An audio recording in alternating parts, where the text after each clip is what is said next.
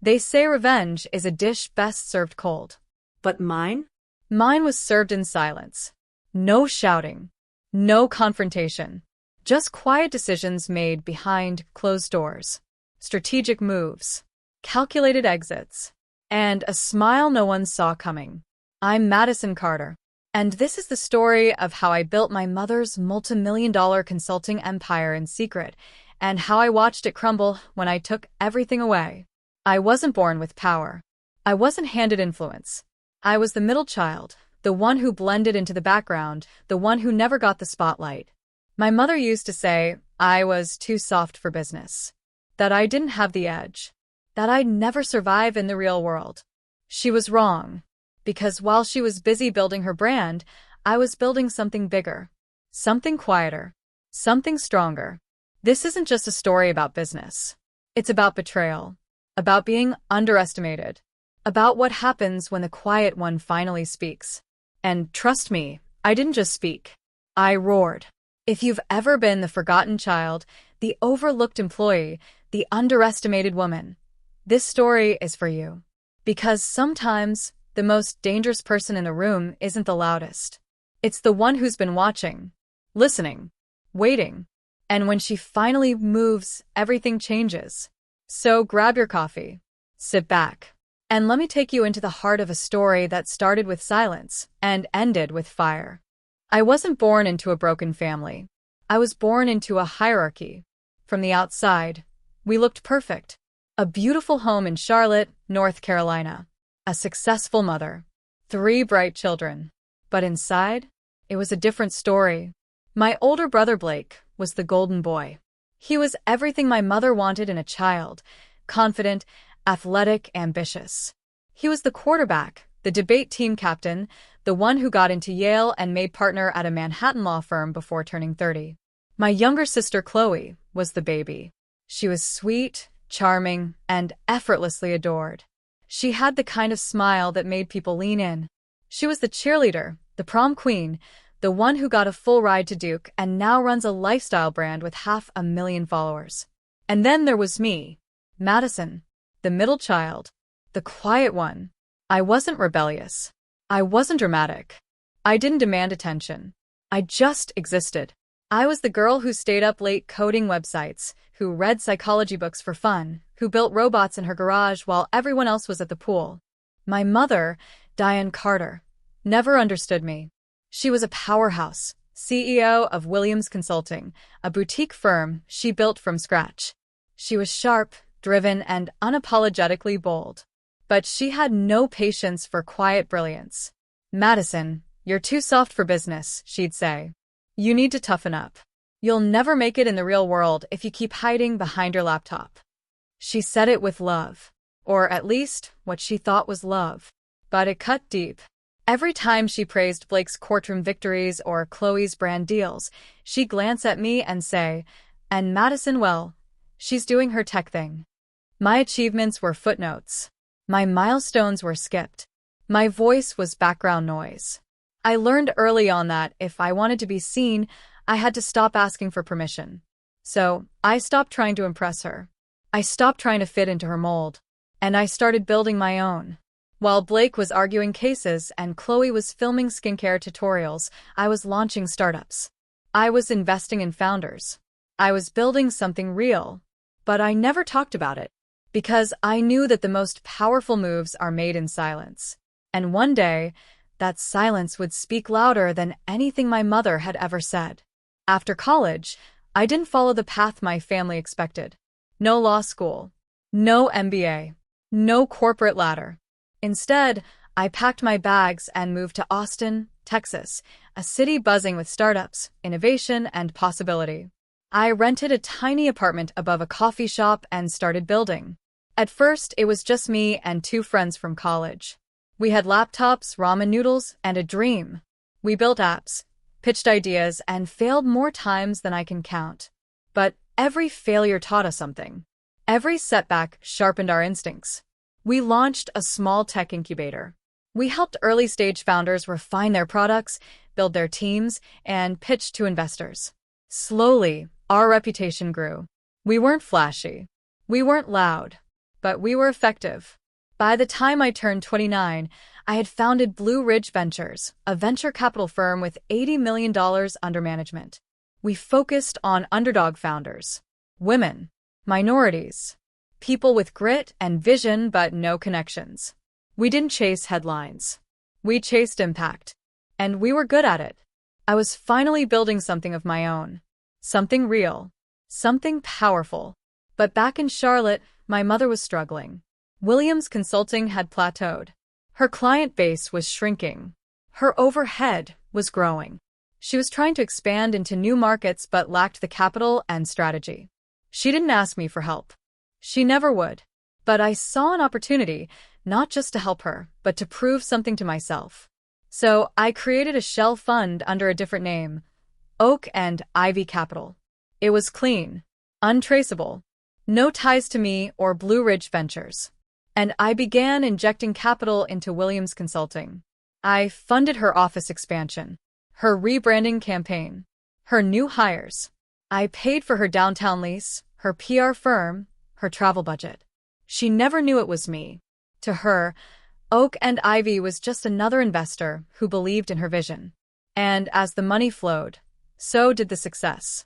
She landed Fortune 500 clients. She expanded to 3 states. She was featured in Forbes Women. She launched a podcast called The Power Seat, where she interviewed CEOs and talked about leadership. She was thriving, and I watched from the shadows, proud but cautious, because I knew something she didn't. I knew that empires built on ego are always one decision away from collapse. It's strange watching someone rise to power on your dime, especially when they don't know it's you. After the first round of funding from Oak and Ivy Capital, my mother's firm, Williams Consulting, transformed almost overnight. She upgraded her office to a sleek, glass-walled suite in downtown Charlotte. She hired a full-time PR team, rebranded her website, and launched a podcast called The Power Seat. Suddenly, she was everywhere: LinkedIn articles, business panels, magazine features. She was thriving, and I was the ghost behind it all. Every invoice, every campaign, every expansion, paid for by me.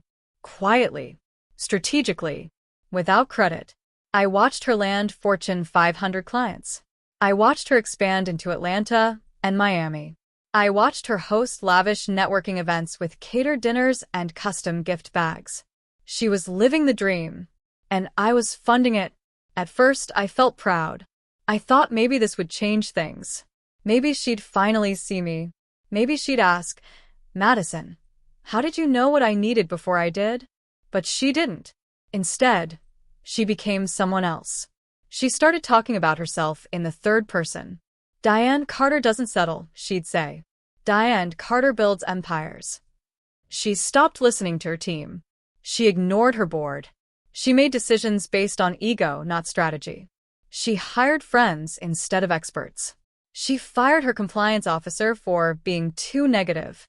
She spent $40,000 on a custom conference table made from reclaimed barnwood because it tells a story. She was building an empire, yes, but it was built on arrogance. And I knew that empires built on ego are always one decision away from collapse. Still, I stayed silent. Because I wasn't done watching. I wanted to see how far she'd go. I wanted to see what she'd do when she thought she was untouchable. And most of all, I wanted to see what would happen when the money stopped. Success is a funny thing. It doesn't just reveal who you are, it amplifies it. And for my mother, Diane Carter, success turned her into a queen. Not the graceful kind. The kind who ruled with ego, impulse, and entitlement. After Williams Consulting hit its stride, Diane stopped listening. To her team. To her advisors.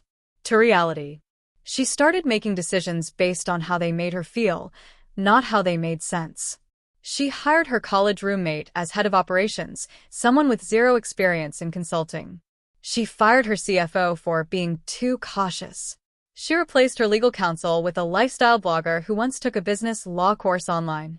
She was building a castle, but the foundation was cracking. I watched her ignore compliance protocols, skip quarterly audits, sign contracts without reading them. She spent $40,000 on a custom conference table made from reclaimed barnwood because it tells a story. She installed a wine fridge in the executive lounge and started hosting vision parties with catered sushi and mood lighting. She was treating the company like her personal playground. And the worst part? She started belittling the people who helped her get there. Her staff became disposable.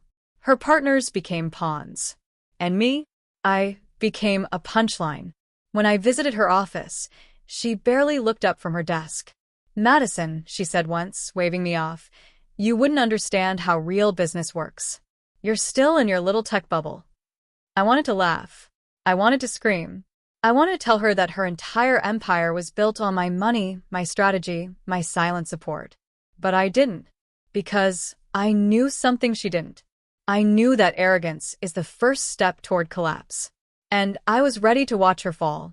It was a Friday night in early spring. The kind of evening where the air is warm, but still carries a hint of winter. My mother had invited the whole family to dinner at a high-end restaurant in uptown Charlotte. White tablecloths. Crystal glasses. Waiters who spoke in hushed tones. She was celebrating.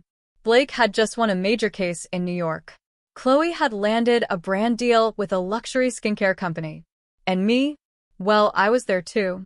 We sat around the table, laughing, sipping sparkling water, passing plates of grilled salmon and roasted vegetables. My mother was in her element. She loved hosting. She loved being the center of attention. And then she stood up. She raised her glass and said, "Let's toast to success." She turned to Blake. "To my brilliant son, who's making waves in Manhattan. You make me proud every single day." She turned to Chloe. "To my beautiful daughter, whose brand is changing lives. You're a star." And then she turned to me. Her smile faded. Her tone shifted. "And Madison, well, she's still doing her little tech thing. Maybe one day she'll figure out how the real world works." Everyone laughed. Even Blake chuckled. Chloe looked down awkwardly. The waiter froze mid-pour. I didn't laugh. I felt the heat rise in my chest. Not anger. Not sadness. Something colder. Something sharper. I had built her empire. I had funded her success. I had given her everything she needed to shine. And she still saw me as small. That night, I didn't argue. I didn't defend myself. I didn't explain the millions I had funneled into her company. I didn't reveal the truth. I just smiled, finished my drink, and made a decision. She wanted to know what the real world looked like. I was about to show her. Because sometimes the most powerful response isn't a speech. It's a strategy. And mine was already in motion. The decision wasn't impulsive. It wasn't made in anger. It wasn't made to hurt her. It was made in silence. In clarity. In power. After that dinner, after the toast, the laughter, the humiliation, I went home, sat at my desk, and opened the Oak and Ivy Capital dashboard. I stared at the numbers. The millions I had funneled into Williams Consulting. The contracts. The leases. The campaigns. And then I clicked withdraw. One by one, I pulled the threads. I terminated the lease on her downtown office. I canceled the marketing contracts. I froze the hiring budget. I revoked the travel stipends. I pulled every dollar from her operating account. No warning.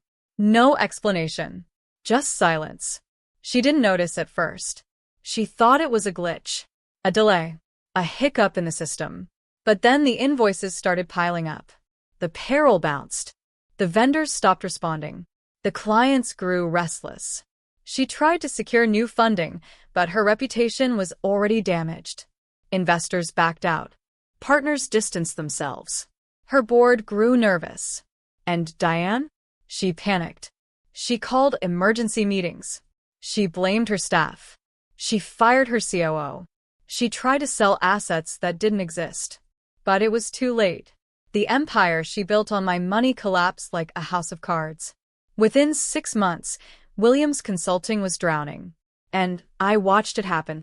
Not with joy. Not with vengeance. With resolve. Because this wasn't just about business. It was about respect. It was about truth. It was about showing her and the world that the quiet one had been holding the strings all along. It didn't happen overnight. The collapse was slow. Ironic, really, because Diane Carter had always moved fast. She built her brand on momentum, on bold moves, on never looking back. But when the money dried up, time slowed down. At first, she tried to patch the holes. She cut back on travel. She laid off junior staff. She downsized her podcast team. But it wasn't enough. The clients noticed. They saw the cracks in her confidence. The missed deadlines. The sloppy presentations. The lack of polish that once defined her brand. And they left. One by one, her biggest accounts walked away. The Fortune 500 contracts were terminated. The speaking engagements were canceled. The magazine features stopped coming. Her board grew restless. Her investors demanded answers. Her staff whispered in hallways. And Diane? She panicked. She tried to secure emergency funding, but her reputation was already damaged. She reached out to Oak and Ivy Capital, my shell fund, but we declined. Politely. Firmly. Without explanation. She sold her car. She broke her lease. She moved into a modest apartment on the edge of town. She took a junior consultant role at a small firm in Raleigh. No corner office. No assistant. No podcast. She was humbled. She was quiet. She was no longer the queen. And I watched it all unfold. Not with cruelty. Not with glee. With clarity. Because this wasn't just about revenge. It was about truth. It was about showing her and the world that the quiet one had been holding the strings all along. She never knew. She never suspected. She never asked. And maybe that was the most tragic part of all. Because sometimes the most powerful downfall isn't a scandal. It's silence. Do I regret it? Sometimes. Not because I think I was wrong. Not because I wish I hadn't pulled the plug. But because I wish it hadn't come to that. I wish my mother had seen me. Really seen me. Not as the quiet daughter. Not as the tech nerd. But as the woman who built something powerful. Something real. I wish she had asked questions. I wish she had listened. I wish she had looked past her own reflection long enough to see the person standing behind her, holding her up. But she didn't. And so I made a choice. I chose silence over confrontation. Strategy over emotion. I chose to let her fall, not because I wanted her to suffer, but because I needed her to learn. And she did. Today, Diane Carter lives in a modest apartment on the edge of Raleigh. She works as a junior consultant at a small firm. She takes the bus to work. She brings her lunch in a reusable container. She wears flats instead of heels. She's softer now. Quieter. More human. We talk occasionally. She asks about my work. She compliments my insights. She even asks for advice. But she still doesn't know. She doesn't know that the empire she built was funded by me. She doesn't know that the collapse was orchestrated by me. She doesn't know that her rise and fall were both shaped by the daughter she once dismissed. And maybe she never will. Because my revenge wasn't about exposure. It wasn't about humiliation. It wasn't about proving her wrong in front of the world. It was about reclaiming my power. It was about showing myself that I didn't need her approval to succeed. That I didn't need her praise to thrive. That I could build, lead, and win on my own terms. Today, Blue Ridge Ventures is thriving. We've invested in over 40 startups. We've created thousands of jobs. We've helped build the next generation of tech leaders. I speak at conferences. I mentor young women. I write about leadership, resilience, and quiet power. And yes, I still code in my bedroom. Because that's where it all started. Not in boardrooms. Not in podcasts. Not in magazine features. In silence. In solitude. In strength. So if you've ever been the forgotten one, the middle child, the overlooked employee, the underestimated woman, know this. You are powerful. You are capable. You are enough. And sometimes, the most dangerous person in the room isn't the loudest. It's the one who's been watching, listening, waiting. And when she finally moves, everything changes. If this story moved you, share it. Subscribe. Leave a comment below if you've ever been the forgotten one.